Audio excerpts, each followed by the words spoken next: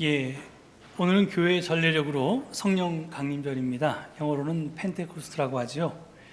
이 펜테코스트란 말은 50일째라는 뜻의 그리스 말에서 왔습니다. 그래서 성령 강림절을 오순절이라고도 부릅니다. 원래 이 오순절은 유월절 이후에 7주가 지난 다음 50번째 되는 날에 지켰던 봄철 추수감사절이었습니다. 그러니까 보리나 밀을 뿌리고 그것을 거둘 때 드렸던 추수감사절이었습니다. 그러다 바빌론 유배 이후에는 이날에 시내산에서 모세를 통해서 십계명을 선물 받은 사건을 함께 기념하게 되었습니다. 그런데 예수께서 부활하신 후 50일째 되는 오순절에 성령 강림 사건이 일어났습니다. 그래서 기독교에서는 오순절을 성령 강림절로 지키게 된 것입니다.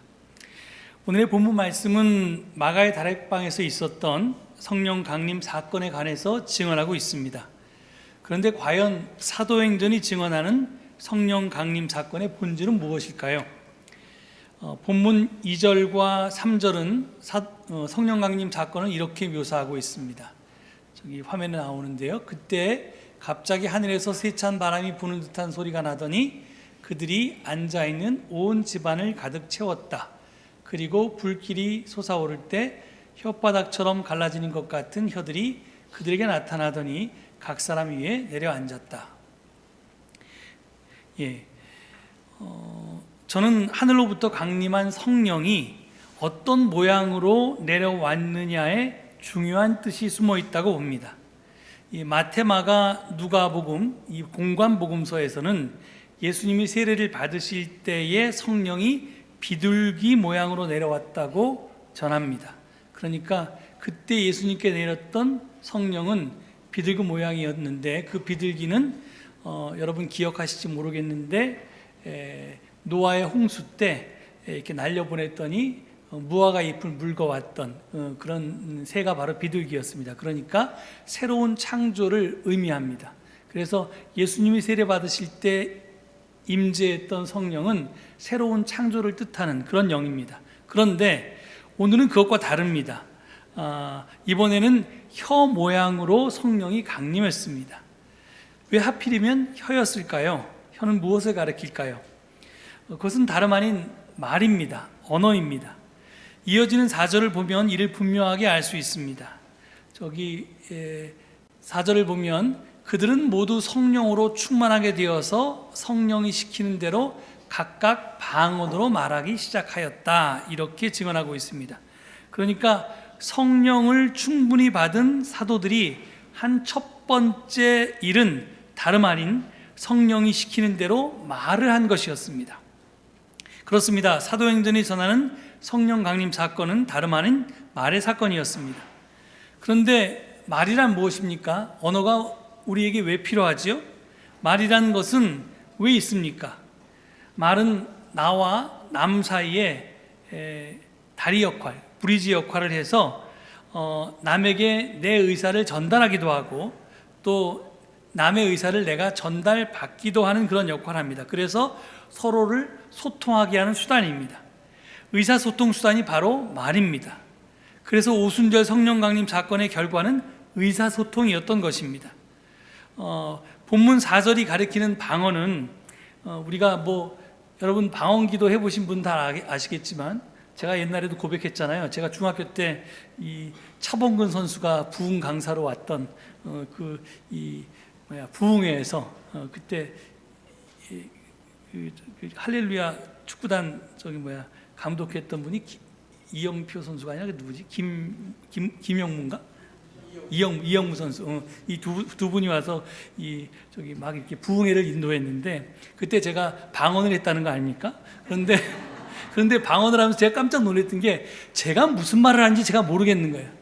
예? 아다다다 더더더더 이렇게 말 더듬이처럼 막 이렇게 떠드는데 제가 그래서 깜짝 놀랐습니다. 아니 내가 하나님한테 기도를 드리는데 내가 하는 기도를 내가 모르니 이게 내가 누구를 죽이라고 기도를 하는지 누구를 살리라고 기도하는지 내가 어찌 알겠어요? 그래서 그런 기도를 절대 저한테 주시지 말라고 그 다음에 바로 기도했습니다. 그래서 그 다음 이후에 제가 방언 기도를 절대로 안 하는데 근데 그게 방언이 아니라는 겁니다. 지금 사도행전이 말하는 방언은 그런 게 아니라 알아들을 수 없는 그런 이상한 말을 뜻하지 않고 다른 나라 언어, 즉 다른 지방의 언어를 뜻합니다. 당시 예루살렘에는 유대교의 3대 명절 가운데 하나인 오순절을 지키기 위해서 세계 여러 나라에서 흩어져 살던 유대인들이 모여들었습니다. 이게 순례 명절이었기 때문입니다. 저들은 이민 1세가 아니라 이민 2세나 3세, 4세들이어서 유대어를 모르고 유대말을 모르고 각자가 태어나서 자란 나라의 말들만 할 수가 있었습니다. 그런데 성령을 체험한 이후에 갈릴리 출신 촌무지렁이들이 이제껏 태어나서 한 번도 배워보지 않은 외국말을 말하기 시작했다는 겁니다. 그래서 저들의 의사와 저들과 그러니까 이제 디아스포라 유대인들과 의사를 소통하게 되었다는 겁니다. 말을 나눌 수 있게 되었다는 겁니다. 오늘 본문 바로 다음에 나오는 7, 8절이 바로 이것을 증언하고 있습니다. 여기 보면 그들은 놀라 신기하게 여기면서 말하였다. 그들은 이제 디아스포라 유대인들이죠. 보시오, 말하고 있는 이 사람들은 모두 갈릴리 사람이 아니요, 그런데 우리 모두가 저마다 태어난 지방의 말로 듣고 있으니 이게 어찌된 일이요, 이렇게 말했다는 겁니다. 이렇듯 성령 강림의 결과는 이제껏 말이 통하지 않아서 서로 단절되어 있던, 그래서 갈기 찢겨 있던 사람과 사람 사이의 관계가 말이 통하게 되면서 분열을 극복하고 하나가 된 것이었습니다. 이 사건은 창세기 11장에 나오는 바벨탑 사건을 뒤집어 엎는 그런 것이었습니다. 창세기는 당시 사람들이 한 가지 말을 썼었는데 그 사람들이 교만해져서 하나님처럼 되려고 하니까 하나님께서 그 사람들의 말을 뒤섞어서 그들이 서로 알아듣지 못하게 했다고 증언하고 있습니다. 이렇듯 죄의 결과는 그 하나님과의 단절은 물론이고요, 사람들 사이의 단절도 초래했습니다. 그런데 성령 강림 사건은 바로 이 단절을 극복한 것이었습니다. 이제 사람과 사람이 의사를 소통할 수 있게 되었습니다. 나아가서 하늘과 땅, 하나님과 사람 사이에 끊어졌던 관계도 다시 이어졌습니다. 관계의 소통, 이것이 바로 사도행전이 증언하는 성령 체험의 본질입니다. 따라서 관계의 소통 없는 성령 체험은 제가 보기에는 다 거짓말입니다. 적어도 사도행전의 기준에서 볼 때는 그렇습니다. 그런데 스스로 성령을 받았다고 자부하는 기독교인들 대부분은 잘 소통하지를 않습니다. 남과 대화하지 않고 예수 천국, 불신 지옥과 같이 일방적으로 자기 주장만 펴니다. 독백만 합니다. 사도행전에 따르면 그런 사람은 성령 받은 사람이 아니라는 것입니다.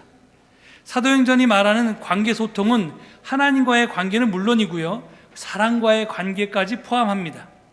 만약 누군가가 성령을 받았다고 하면서 이웃과 소통하지 못하거나 소통하지 않는다면, 이웃과 계속해서 반목하고 단절된 채로 살아간다면 그 사람은 진정으로 성령 받은 사람이 아닙니다. 성령 강림은 하나님과 통할 뿐 아니라 사람과도 통해야 한다는 것이 사도행전의 증언이기 때문에 그렇습니다. 이제껏 살펴보았듯이 성령 강림 사건은 말이 소통하는 사건이라고 할 수 있습니다. 저는 이것을 좀 확대해서 말숨 사건이라고 이렇게 표현하기를 즐겨합니다. 제 설교에서 몇 번 들어보셨을 텐데요, 이 말숨이라고 하는 용어는 함석헌 선생의 스승이신 유영모 선생께서 하신 말씀입니다. 유영모 선생은 말씀이라고 하는 우리말의 어원이 말숨이다, 말의 숨이다, 이렇게 밝히신 적이 있습니다. 말이 숨을 쉬는 것이 바로 말씀이라고 한 것입니다. 왜 그러냐?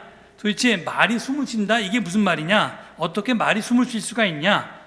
근데 이게 무슨 뜻이냐면, 이 숨이라는 것은 본래 혼자 존재하지 않습니다. 반드시 숨을 들이쉬면 그 다음에 얼마 있다가 반드시 숨을 내뱉어야 됩니다. 그러니까 들숨과 날숨이 함께 존재합니다. 들이쉬는 숨만 있고 내쉬는 숨이 없어도 안 되고 그 반대가 되어서도 안 됩니다. 만약에 우리가 들숨만 있고 날숨이 없거나 날숨만 있고 들숨이 없다면 당연히 숨이 멈추게 되고요, 일정 시간 이상 숨이 멈추게 되면 죽게 됩니다. 그래서 생명을 뜻하는 우리말이 바로 목숨인데 그게 목의 숨이란 뜻입니다. 이것은 헬라어 단어 네페시와 정확히 같은 말입니다. 이렇듯 숨이라고 하는 것은 관계가 서로 통해야 성립되는 것입니다. 교통하지 못하고 단절되면 숨이 막히고 마침내 생명도 끝이 나게 됩니다. 모든 사람이 다 말의 숨을 잘 쉬어야 하는데요, 특별히 잘 쉬어야 하는 사람이 있는데 그 사람들은 바로 정치인입니다. 민심이 곧 천심이라는 말이 있는데, 정치인은 천심인 국민의 의견을 잘 살피고 알아들어서 그것을 잘 조종해서 사회를 유지하고 보존하는 일을 맡아서 하는 사람이기 때문에 그렇습니다. 그런 정치인이 국민과 소통하지 못한다면 결국 본인도 죽고 국민도 죽고 사회도 나라도 다 망하고 말 것입니다. 그래서 국민들은 대통령이 새로 뽑혔을 때마다 늘 소통을 요구합니다. 모든 언론들이 소통을 요구합니다. 국민의 말에 귀를 기울일 것을 바랍니다. 그런데 모든 정권이 다 소통을 못한다고 욕먹었지만 지금 정권은 특히나 그런 것 같습니다. 이 정부는 하는 일마다 국민의 뜻에 반하지만, 특별히 국민의 85%가 후쿠시마 원전 오염수 해양 방류를 반대하고 있는데 이를 괴담이라고 말하면서 그것을 무시하려고 하고 있습니다. 그리고 헌법재판소가 2009년과 2014년 두 차례에 걸쳐서 야간 집회를 금지한 집시법은 헌법 위반이다 이렇게 판정했음에도 불구하고 야간 집회를 제한하는 내용으로 집시법을 개정하려고 그렇게 시도하고 있습니다. 한마디로 민심을 안 듣겠다는 것입니다. 분명히 말하지만 숨이 막히면 생명이 끝납니다. 마찬가지로 말의 숨도 막히면 정권의 생명도 끝이 나고 말 것입니다. 우리 그리스도인들은 어떻습니까? 하나님의 말씀이 죽지 않고 계속해서 생명을 유지하려면 소통을 해야 합니다. 들숨에 대해서 날숨이 반응해야 합니다. 하나님의 말씀이 허공에 외치는 죽은 소리가 아니라 살아있는 생명의 말씀이 되게 하려면 그 말씀에 대해서 내가 반응을 해야만 합니다. 하나님께서 나에게 말씀하시고 내가 그 말씀에 행동함으로써 하나님의 날숨과 내 들숨이 계속해서 교통해야 합니다. 이것이 바로 성령 체험입니다. 성령 체험은 하나님과 이런 식으로 의사소통하는 것입니다. 그 의사소통은 하나님과 의미 없는 소리를 주고받는 것이 아니라 하나님의 말씀에 내가 순종함으로써 그 말씀을 의미 있게 하는 것입니다. 따라서 하나님께서 나에게 오른쪽으로 가라 이렇게 말씀하시는데 내가 그 말씀에 순종하지 않고 제자리에 서 있다면 그건 성령 체험이 아닙니다. 또 오른쪽으로 가라 하시는데 왼쪽으로 가면 그것도 당연히 성령 체험이 아닙니다. 하나님이 가라 하는 쪽으로 가는 사람, 바로 그 사람이 성령을 체험한 사람입니다. 그런데 오늘날 많은 기독교인들은 성령을 체험했다고 하면서 들이쉬는 숨만, 들숨만 중요하게 생각하고 내쉬는 숨은 중요하게 생각하지 않는 것 같습니다. 그래서 하나님께 어떻게 하면 성령을 받을까? 내가 어떻게 성령을 체험할까? 그래서 오사님 기도원에 가서 나무뿌리 잡고 밤새 철야 기도하고 그러는데 거기에는 관심이 있는데 자기가 들었던 하나님의 말씀을 내가 삶으로 살아내는 데는 별로 관심이 없다는 겁니다.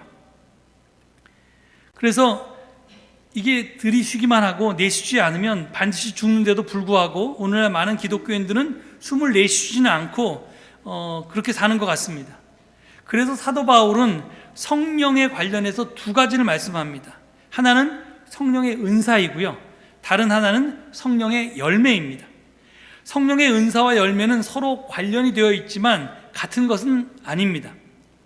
저는 이를 숨에 비유해서 성령의 은사는 들숨으로 성령의 열매는 날숨으로 이해합니다. 사도 바울은 고린도전서 12장과 14장에서 성령의 은사에 대해서 비교적 상세하게 말을 합니다. 제가 12장에서 몇 구절만 뽑아서 봉독하겠습니다. 화면에 있죠? 은사는 여러 가지지만 그것을 주시는 분은 같은 성령이십니다. 일의 성과는 여러 가지지만 모든 사람에게서 모든 일을 하시는 분은 같은 하나님이십니다.